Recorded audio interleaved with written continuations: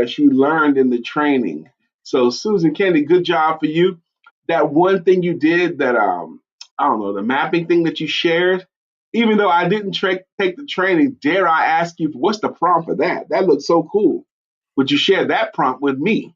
And thank you for the suggestion of the warm compress. Uh, it was very helpful, even just only for a couple of seconds. It doesn't last me very long, but it did help. And unfortunately, I can't figure out anything else. Ibuprofen doesn't seem to be helping, but it'll be fine. Because you would think like anything with your head, like headache medicine. Yeah. Like if you had a toothache as an adult, I've had toothaches as an adult. They're debilitating. Okay. Okay. So anyway, it's Definitely. 9:14. So what? Go ahead. Did you try any peroxide? Put any peroxide in it? I suggested that to her several times. And I looked it up as well as asked my doctor because it's an actual ear infection and not like just an earache. They don't suggest using peroxide. Because I had an earache as an adult, and we put some uh, peroxide on a cotton ball, and I just laid my head and just dripped a couple of drops in there, and it bubbled up and all that. And Yeah, but that's okay, it hurt, but it didn't hurt after the peroxide. Uzama says, Freedom Friday hits different. Live life on your terms. Stack Bitcoin rewards and keep it easy with its easypeasy.com. I love Uzama's business acumen. I love that he stays in this game. I love that Uzama's evolving all the time. Amen. Susan said, I would think your antibiotics would be kicking in by now. Amen. I would too. Today is day 3, but Today's day 3. This is just the first dose of day 3, so we'll see. And Susan said, when you use peroxide, you should follow up with alcohol to clean it out. Yeah, I can't put any liquid in my ear. I'm in the place I want to try anything because, you can try anything on your ear. I am in enough pain. I don't want my wife in pain. I know, and that's what makes it even more difficult because it's almost as if I aggravate him with my pain. But I don't know how to respond. Like all night, anytime I would flinch or move, it was like he would give me another, do this. I don't say do this. I say I'm gentle. But man, how you gonna handle it if your wife is next to you going, wincing and moaning and groaning in pain? You want to offer help. Right. That's what happens. Men are fixers. Right. I don't want her in pain. I want her out of pain. I love and care for her. And that's part of my job, to care, right? It's 9:16. One of the things we've been doing, maybe for over a year now, maybe on Fridays, we have our financial on First Friday. On First Fridays. For this particular First Friday, our financial guru was on vacation in the DR. When you balling like that, man, you know what, baby? Let's go hit Dominican Republic. Okay, but anyway. I'm grateful that we have you with us this morning. Now I asked Jay before you guys, sweetheart. I asked him, did you bring a lesson today or just gonna hang out? He goes, no. I brought a lesson. So Jay, I'm gonna pass the baton. The floor is yours. What you got? Well, thank you. Good morning, my Empowerment Dual family. How is everybody doing? It is great to be here with you today. And Brian, it's been 2 years. Over 2 wow. Yeah. So, but what I wanted to talk about, and I'm, like they say, I'm not going to keep you long. Oh God, not that. I won't be before you long. Oh God, not that one. But this whole year was our year of accountability, and guess what? The year is halfway over. Mm-hmm.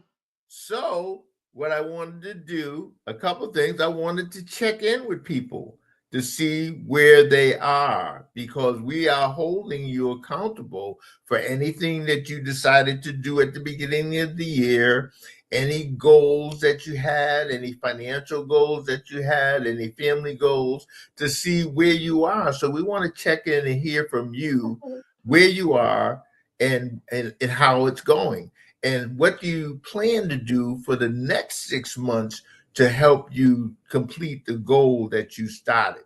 So that's the first thing. The other thing is I wanted to talk about a couple of things that you should have. There's 2 envelopes and 3 accounts. The 2 envelopes, and Brian, you know me, I don't talk about teach anything that I don't do myself. Absolutely. Everything he says, he does himself. Yes, I don't believe in, hyperbole and doing things. If I tell you, I did it. So, you don't have to worry about that. So the 2 envelopes that we use, the first one is groceries, because what happens with groceries, if you don't have a spending plan for groceries, you are always going to spend more than you planned. So we have an envelope. Oh, did y'all hear what he just said? If you don't have a spending plan for your groceries, you're always going to spend more than you planned. Okay, go ahead, man. Because what happens is you get in and never go shopping when you're hungry. Never go shopping when you're hungry because you're gonna buy everything. So Yeah, eat a sandwich first. You want to make sure that you have a spending plan, that you have an amount that you're going to use, whether it's $300, $500, $800 a month, and you put it in that envelope. Because what happened is a psychological impact when you're spending cash. When you're spending cash, you don't tend to spend overboard. So it's a psychological impact. If you have cash, you're more concerned about, because cash you can see it disappear. Yeah. Disappear. And that hurts because you know that you're running out of it. Credit card, you just swipe and you keep on going. You wait till the next month. But when you have we don't even swipe anymore, we tap. Tap, yes. So there's something about cash in your hand that is really, you're more conscious of what you're doing when you have cash in your hand. The second envelope, and we talk about this because everybody says, well, if I'm doing a spending plan, I do this, I do that, I don't have anything for me. The second envelope is called entertainment. We've put a certain amount of money a month in the entertainment envelope. And the interesting thing about that, if you don't use it, you build on it. Next month you put more money in. But that's your entertainment. If you want to go out to eat, if you want to go to a restaurant, if you want to go to a comedy club, if you want to, you've got that money available. And the more you do, the less it is. But if you, particularly 1 month, you don't do too much, you add the next month's money into that envelope, and and again, it's the psychological cash that you say, do I really want to do this? Or, can I really afford to do this? I mean, you can afford to do it, but am I willing to do it? There's some things we get to a point in life, there's things you can do, but does it really make sense? Do you really want to do it? So that's why let me interject. Let me interject because this entertainment envelope, we haven't done it, but I know that if we did, it would make an impact because I think we lose a lot of money eating out. Okay, we spend a lot of money eating, and if we just happen to catch the Comedy Zone, we look at their site, and a comedian comes that we like, we'll just go ahead and get tickets to it. Okay, right. We don't really feel the impact of cash going away because we haven't budgeted, but I know it'll make a difference. But I want to ask one more thing too. The cash thing. I've had a $20 bill and a $5 bill in my wallet, cash for months. I never spent it, okay, because I've gotten accustomed to not spending cash. I've gotten used to tapping, you know. So and I imagine I'm not the only one like this. We don't even think of it like that anymore. So I have to figure out some kind of a way to let me feel the sting of cash again. What do you have for that? That's the trap. That's the trap. The trap is, there's no emotion tapping. There's no emotion because at that moment in time, you don't care. You got 30 days to pay, or you've got a minimum monthly payment that you're going to make. So right. I could spend $200 today and know that I only got to pay $29 at the end of the month. So what do I care? No, but actually, no, we don't. When we tap, we don't tap with credit. We only tap with debit. Oh, okay. But one of the things I do agree that cash probably is more emotional because I have often I don't I'm not very spendy, but I have often when I give myself permission to spend money, I actually deliberately tell them, don't tell me how much it is, just let me tap it. I know what I put in my cart is not going to exceed what I have put aside for myself, but I don't even want them to say it. Like, don't say it out At the loud. grocery Mind your store? business. Groceries are not my expenditures.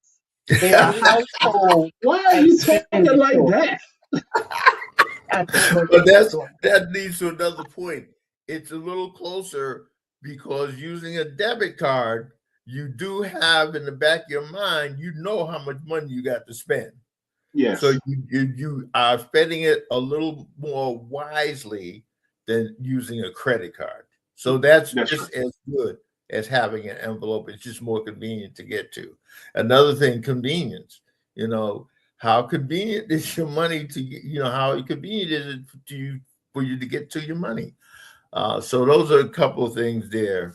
Miss Um, Phyllis says she gives cash for tips. And Susan Candy says, I'm learning to have everything delivered rather than going to the store. which I imagine would be a savings because when you have it all delivered, you're only going to get delivered what you ordered. But when you go to the store, your eyes get right. pulled, you know? Right. And it's very difficult to shop. And we find it's very difficult, like when we don't have any kids, it's very difficult to shop for two people. It's very difficult to have meals, plan meals for two people. So we find when we don't have kids that we typically eat out more or have delivered from a restaurant or whatever. So it's difficult to cook for two people as opposed to 3, 4, 5 people. So I know we have been doing a little, especially over the summer, we have been going a little overboard on that eating out.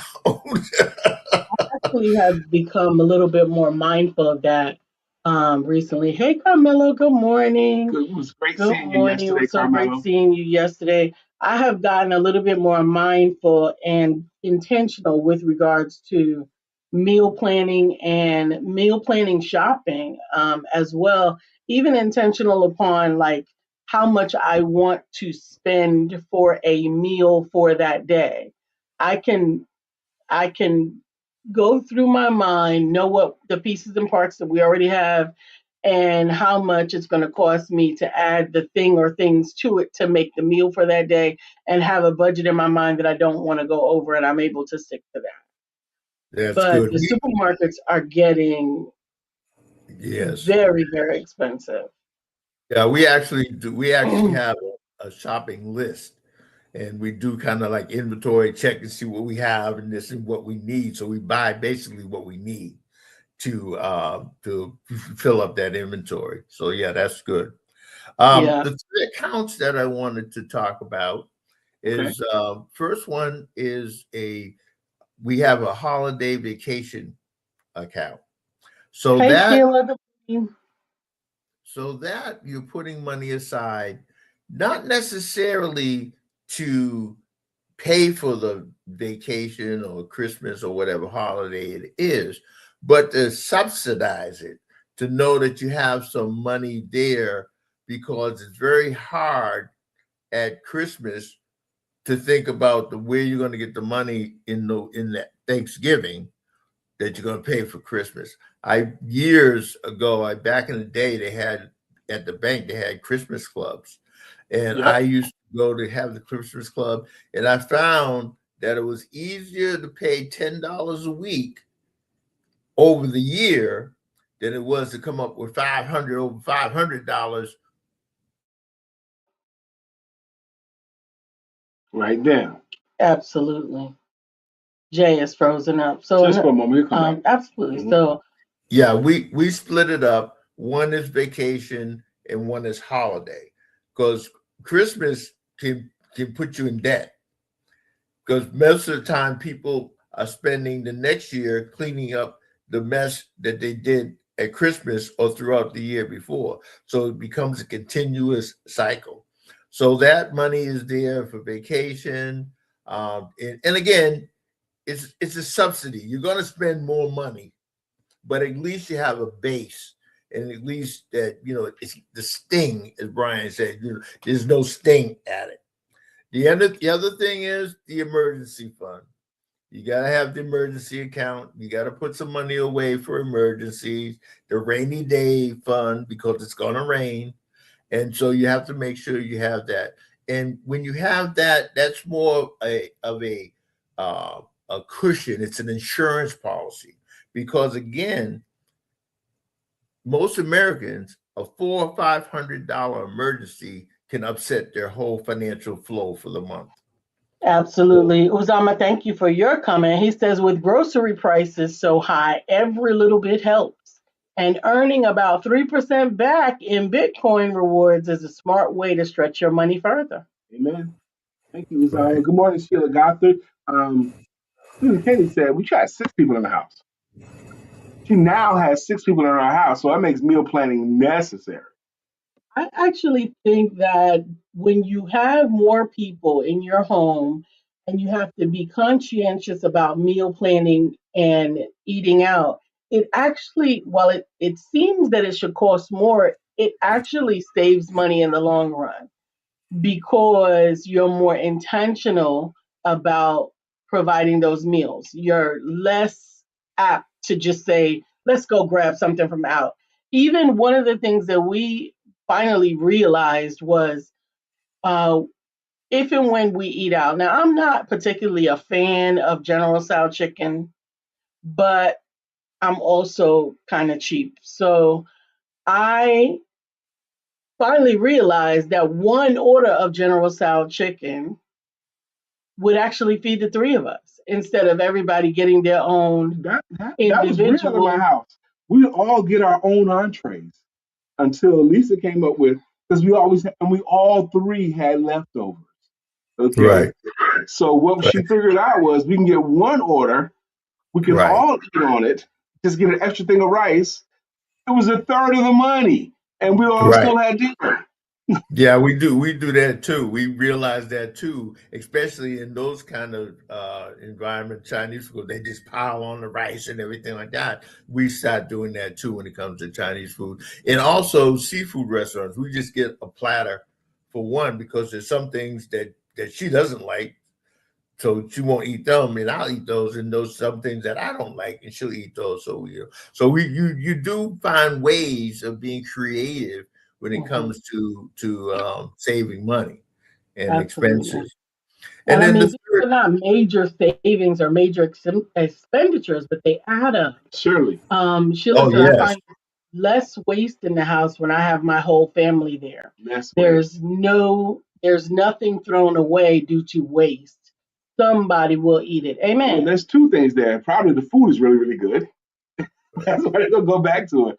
And Susan Kenny says, that's really especially helps that my daughter cooks most of the time, while my granddaughter cooks sweets. Life is good. Absolutely.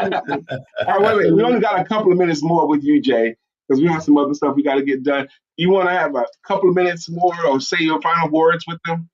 Okay, so the last account was the investment, but we know you should have an investment account. But I wanted you to just, make sure you review your spending plan. And I want to make sure that when you get raises, that you look at increasing those viable accounts. Instead of spending the raise, use the raise to increase your wealth. But again, I'd be interested in hearing people where they are in the 6 months of their goals, but to continue, stay strong, and to just use the next 6 months to correct anything that you did or needed to do in the prior 6 months. Once again, Jay Matty, it was awesome. Jay, thank you for giving so generously your knowledge. We appreciate you being here, sir. Thank you. You're welcome. All right, that was always good. On this day in African American history, 366 days of historical events and accomplishments by Michael A. Carson. On this day in history, July July the 10th. 10th, in 1999, Brianna Scurry became the only African American starter for the champion U.S. women's soccer team. She also became the first goalie of any race or gender to play in 100 international games. Woo, woo, woo. Shout it out to Brianna Scurry. Yeah, the first. I didn't know she was the only starter. I remember that team. They were celebrated to the hilt. But I didn't know she was the goalie. I didn't know she was the only one starting, only black woman starting. But that was interesting to know. This is still Shout It Out Friday. You're welcome to shout it out. The topic that my wife suggested today, and I really want to get into it. We started talking a little bit before you got here. It's always Shout It Out Friday, always. But also today, protecting your IP, intellectual property, and your purpose. Protecting it. How can you do it? Does it matter at all? What's your thoughts on that?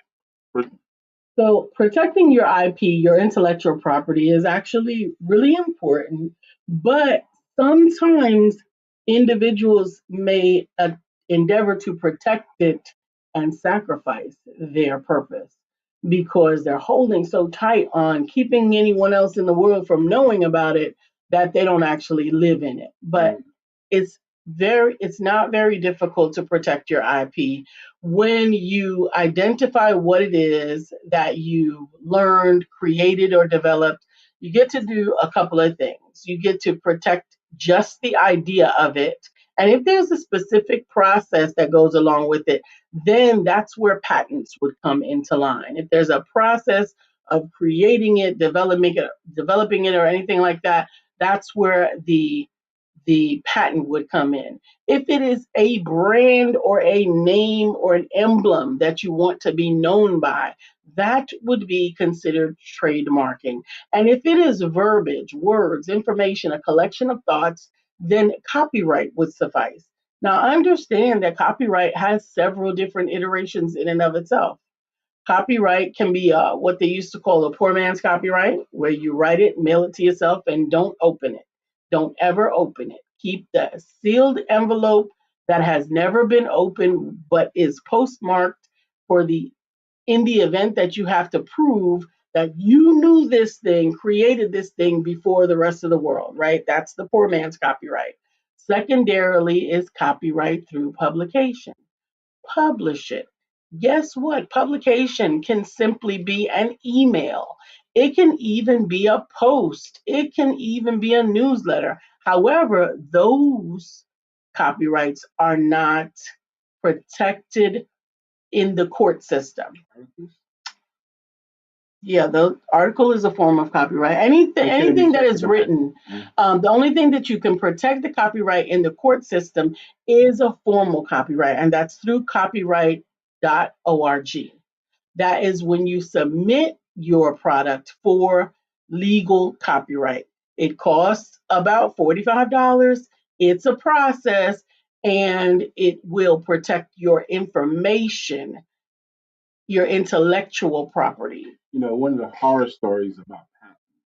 I love watching History of America and the men who built the country and history of entrepreneurship. Oh, I love those things. Um, Thomas Edison invented a system called direct current, which will allow electricity in houses. You can power the lights with his direct current lights. A guy working in his lab named Nikola Tesla, he came up with this invention called um, DC variable conductor, DC and DC and AC, um, where the current was variable. It was AC current versus DC current. Edison was direct current. Nikola Tesla was alternating current. That's what it was, alternating current. And alternating current was cheaper and way more powerful than direct current. Way more powerful, and it was safer than direct current. So he has this patent, and the World Fair came, and alternating current got to power that, and he was positioned to make a lot of money. And he got a partner named George Westinghouse, and Westinghouse was like, "We can't afford to do this because of your patents, the fees that we'd have to pay. We can't afford to do this." Nikola Tesla wanted the world to have it. So he tore up his patent. He says, Mr. Westinghouse, you don't have to worry about my patents anymore. You can share this current with the world. And Westinghouse did. They made billions off of Nikola Tesla's patent. But Nikola Tesla died penniless because he didn't have any protections. He didn't have his patent anymore. He didn't have any money at all. His thing that powers the world, he didn't benefit from because he wasn't able to hold on to his protections. And so, even in that, it requires some level of determination of what your main intention is. If your intention is to get rich, then it may be that that's a necessary thing. If your intention is to make the world a better place, or to allow things to occur to support others, you would think that they didn't have to be mutually exclusive, but unfortunately, sometimes that they do. There was a time where a desire not to have a patent actually benefited so many people and the individual who desired not to have the patent, that it ended up being worth it. And that was the patent on the medicine pills that the safety tops, the childproof tops. And I can't remember if it was the Merck company or who it was, but they decided, listen, it's more important that we protect misuse of this particular drug than it is for me to get all the money back that I have put into doing this research and development. And they shared that information with all of the other There's a few companies. places like that. Car safety stuff. Mercedes Benz came up with I think it was Benzo that came up with the brakes that was, what do you call it? Anti-lock brakes. Anti-lock brakes. Okay, they came up with that, but it was such an improvement over just stomping on the brakes. They allowed everybody else to use their patent. So from a humanitarian standpoint, they decided that was more important. Yes. So understanding protecting your IP is important, and understanding where your IP falls into your purpose. You may be the one that is supposed to bring about a particular instance of something happening, occurring, or protecting people that unfortunately you're not the one that's going to financially benefit from it. And in this world, in these day and age, that's not typically the stance that people take. But it is one that I encourage you to investigate. And for those of you who are interested, even as I deal with my authors more and help them to understand how developing their projects and sharing their information, their brand, their everything that goes along with their releasing of their information, I have identified a partnership with one of my favorite carriers to ensure that they're covered for what they need to find out, whether it's copyright, which I provide, whether it's trademark, which I refer, whether it is compilation, ISBN, any of those things, and how it works with your business. Those are all worthy subjects to discuss and cover yourself with, which is why I often encourage my authors to have Legal Shield, because it allows them to cover themselves, their business, and any future book projects for only about $39 a month. And they can cover their business as well as their family and all of the members of their family under 26 years old for just $39 a month. It's very helpful. It's very knowledgeable to use. And you don't just get stuck with one lawyer or one legal source. You get the best lawyer for your particular subject that you need with that one program. So I often encourage people to get it. That. I had a tickle this morning. My wife just mentioned the childproof pill bottles. Okay. This morning, she has problems with her hand sometimes, so she needs that Susan. pain relief. Susan says, do you know of anyone that sells Legal Shield that you would recommend? Well, since I have decided to refer and offer it to my authors, I actually do have it as a part of my business model to ensure that my authors are covered, to make sure that they don't lose out on anything. So please reach out to me and I will get you connected. Well, technically, we've been able to sell it for probably 5 years or 6 years, but we just haven't, because we've been using the service for probably 10 years, actually. We've been able to use the service. So technically, we could have been doing it all along. But I wanted to say this too about the pill bottles before we get to that. Why, on something like Aspercream or something like to heal pain in your hands, why do they make it so difficult to open when you got to use your hands? That seems to be counterintuitive to me. I thought that was hilarious. Yeah. So anyway, it's 9:43. Susan, you've been amazing today. Dr. Sheila, we appreciate your contribution. Brother Uzama Rod, thank you. Sister Dr. Beverly, thank you for speaking up this morning. Thank you very much. Miss Phyllis in the house. Shirley, darling. Jeanette, we appreciate you guys' comment section. Man, we do. We're about to say thank you because this is the weekend day. This is Friday.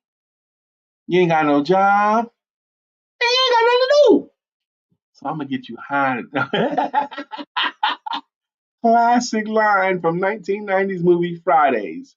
Up first, we're going to say thank you the way we say thank you here. And up first today is Miss Phyllis George. She has a greeting logo and it goes, Miss Phyllis is here. So clear the way. Miss Phyllis is here. Now we all can have a great day. Y'all remember this past Wednesday, I had to do whispering songs because it was killing her. How are we doing today? It still feels, I'm still in the same level of pain. The pain has not subsided. I've just gotten better at controlling my responses to it. Brother Uzama Rod's got a jam too, and it goes, Bitcoin King, he's the Bitcoin King. Uzama. Bitcoin King, he's the Bitcoin King. Uzama. Good morning, sir. Uzama, I appreciate you so much. Dr. Beverly has a jam too, and it goes, Dr. Beverly is on the show. Good morning, Dr. Beverly. And good morning to you and the rest of your crew. I hope Carmelo Baker is still here. Carmelo, are you still in the room? The reason why I wanted to shout out Carmelo because she showed up at Business Spotlight yesterday, and she told her story. And made some amazing connections. She made some connections, but I learned things about her I didn't know before. And she spoke twice, actually. First time she spoke, just introduced herself the first time, but people wanted to learn more about her. So she stood up the second time and told her story about her books and her jewelry and her cakes. And it really, really changed the room. So I'm hoping Carmelo's still in the room so we can give her those flowers. And I certainly hope that she is one of our future speakers that comes up as well. As a full-time caregiver, for her to make room to come to that and do all that other stuff, I was like, wow. Up next is Shirley DeJohnette. Wyatt will rock you, rock you. Shirley DeJohnette. Wyatt will rock you, rock you. Good morning, Shirley DeJohnette, right? Wyatt. Susan Kennedy's got a song too. Susan Kennedy. You're everything I've hoped for. You're everything I've needed. You are so beautiful. That's Susan Kennedy's greeting jam. Thank you, Susan, for your contributions today, particularly. Carmelo. They call her Carmelo because she's nice and sweet. See, Carmelo for your books and treats. That was great. Jewelry. And jewelry, too. Sheila Gotham's got a jam, too. Sheila, storms are brewing in her eyes. Oh, good morning, Dr. Sheila Gothard. How you doing?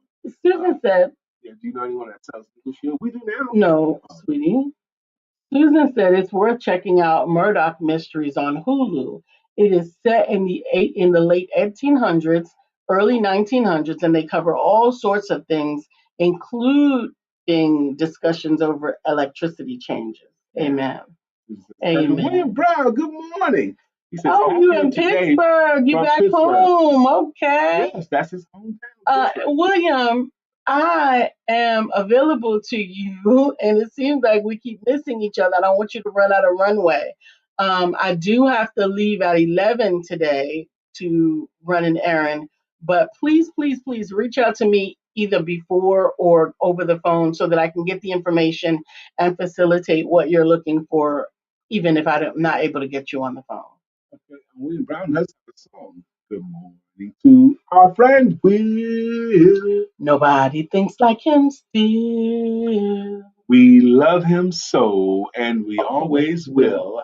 Our friend Will. Good morning to our friend Will. How you doing, man? Will Brown gets moving. He gets around. He's like get around. And Jay Mattier is not in the comments, but he's in the room. He's been with us this morning. His song is Get Ready. Get ready. Oh, get ready. Get ready, because your Jay comes. Get ready, because your Jay comes. Get ready, because your Jay comes. Amen. Jay, you ready to come back up? I hope so. Jay, I wanted to highlight something to you before you left. You see how Lisa got her hand to her ear right now, kind of protection? Yeah, there were moments. She's a trooper. She's a trooper. Yes. I know she's in pain. I see her squinching and yeah. Well, there were moments during your talk, Jay, when you was teaching, you had the same physiology. You were mirroring Lisa. There were a couple of times that you were talking just like this. With right. Your hands. Right. When you watch the replay, you'll see what I'm saying. Mirroring. You were. It's a sales technique. I don't know if you did it on purpose, but there was moments where you were in the exact same. I looked at the camera. I saw you guys matching physiology.